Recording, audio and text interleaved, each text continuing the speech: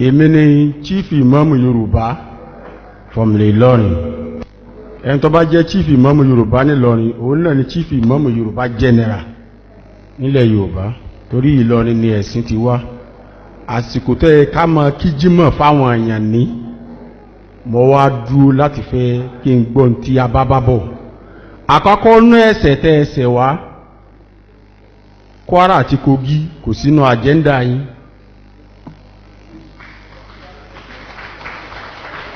Ó dùn mí púpọ̀. Aago 10 mo ti débí. Mi ò tún wá kí jímọ̀ nítorí tiyín. So tí mo wá délé tí mo wá fi ìwé hàn wọ́n wà ní Kwara àti Kogi kò sí ń bẹ̀. Local government sì ń bẹ ní Kwara state 16, Yorùbá ní 12. So àwa tá wá jẹ́ Yorùbá tá wá wà ní Kwara, recognize wa pé Yorùbá ni wá, recognize wa pé ìran Oòduà ni wá, ìran Oòduà ni wá. Kwara sì ni problem ti bẹ̀rẹ̀. Ìgbà tá ti pa Àfọ̀njá tí kálukú ti dákẹ́ pé kò ti tọ́ka wọn mọ́, wípé Àfọ̀njá ẹ máa bá wọn yí pẹ̀lú ilẹ̀ north, ibẹ̀ ni problem ti bẹ̀rẹ̀.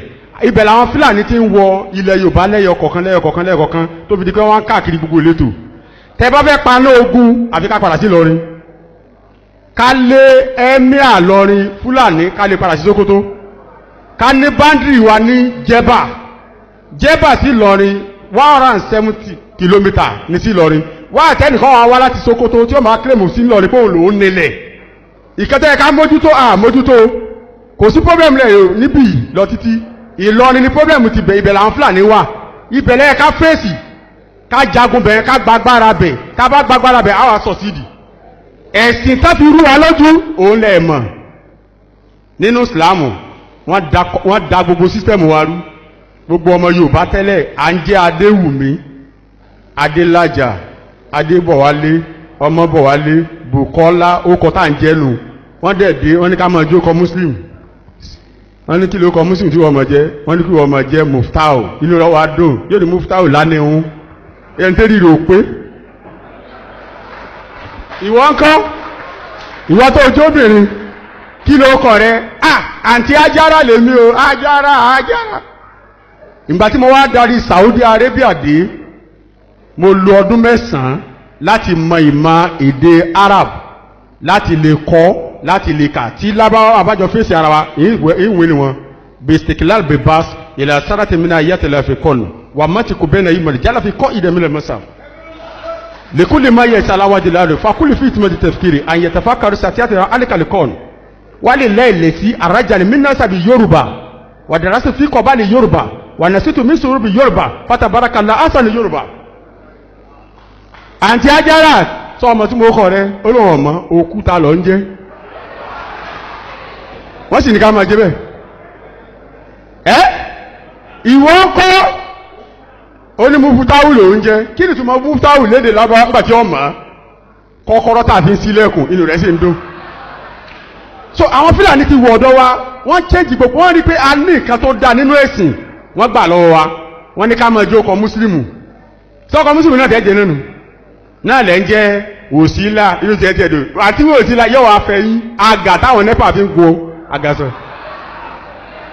Ìwọ ń kọ́ ará Èkó Mísírà rúlà tá a fi ń wa fún ẹ là èlò ń jẹ́.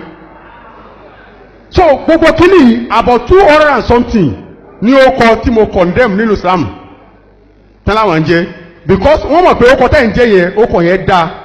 Tá bá pè ní Adéwùmí ọkọ̀ tó rẹwà ni òun náà làwọn lábáwá ń jẹ́ ní Saudi Arabia torí pé in tó pa wá pọ̀ pẹ̀lú Saudi nǹkan méjì náà ni King Saudi Arabia ọba aládé wọ́n pè wọ́n ò sọ pé Emir of Saudi wọ́n ò sọ pé Sultan of Saudi ibo wọn náà ti wá wà ní Kùránì kéèyàn máa jẹ́ Emir sọ́lọ́ náà lọ sọ ní Kùránì pé ẹ máa jẹ́ Emir ẹ máa jẹ́ Sultan níbo ló ti wà ní Kùránì irọ́ tán pa fún yín nù wọ́n wà wé láwà níbi àwọn tí mọ́tò gbá láwà ní báyìí because kí ni ìtumọ̀ láwà ní question láwà ní èdè lábáwá ni kí ni ìtumọ̀ rẹ̀ ó ní alẹ́ àmọ́-ìmù láwà ní tẹ́bá dákọ̀ àmọ́-ìmù wà ní láwà ní onápè ní àmọ́-ìmù kọ̀ wá sẹ́ni tó lè wà nù wà yìí àti ilẹ̀ Haúsá tó wà ní kí ló kọ ọmọ tiẹ̀ tí ó ní àmọ́-ìmù ní láwà nílé ọmọ jẹ́ àmọ́ ó kọ tiwa adé ni crown òun ni alimusawamat adatu moluku arafikiya táàfin dá àwọn ọba lè àwọn fi pe wa ní adéwùmí adésínà àwa lè pe ọmọ tiwa ní adé àwọn ò lè pe ọmọ tiwọn láwà ni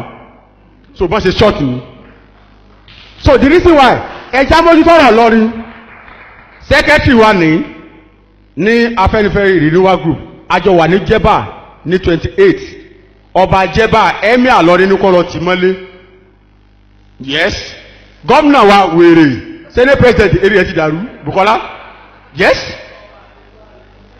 so wọ́n ti ọba aládé mọ́lé wípé ó pèrè ní ọba aládé wọ́n sì tì mọ́lé àwọn gómìnà sì dákẹ́ àwọn chairman secretary wa lọ́wọ́ wá sí jẹ́bà about 150,000 naira náà fún ọba jẹ́bà ní February so ẹ ká mójútó boundary wa Afẹ́nifẹ́re renewal group iṣẹ́ tán sẹ́nu ẹ̀yin Àgbẹ̀kọ̀yà mo ti pè ọ̀gá yín asọ̀rọ̀ lálẹ́ àná so wọ́n láwọn alálejò ẹ múra sọ̀rọ̀ lọ́rin iṣẹ́ tó kùnù OPC dà ọmọ tí ń kọjá mi lẹ́mìí rẹ̀ ẹ dìde sókè kiri yìí ṣé kí n dá nìkan fún yín Oòduà ní mí mo lè tọkàntọkàn là ń sọ mo lè fara gbà bọ́n Oòduà tọkàntọkàn là ń bí ọ́.